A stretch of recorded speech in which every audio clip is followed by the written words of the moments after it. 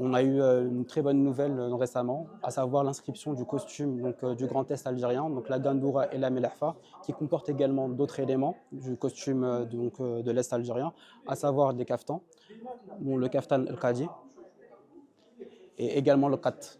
Malheureusement, on ne l'a pas aujourd'hui.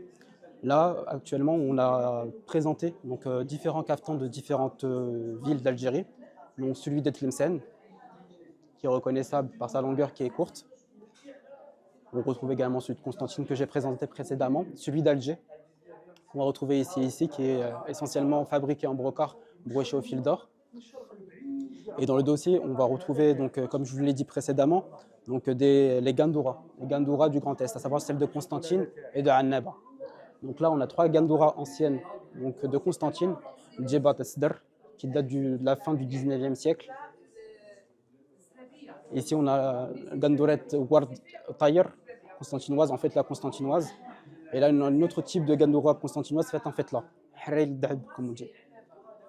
On a également cet élément qui a été inscrit dans le dossier du patrimoine immatériel de l'UNESCO, à savoir la dlela, qui est une costume nuptial, le premier costume nuptial de la mariée. Trois autres gandoura, le mqas, fait en brocart, le simsim, fait en perles, et le louchi, fait en fait là. En fait là, de Annaba, qui se différencie de celle de Constantine.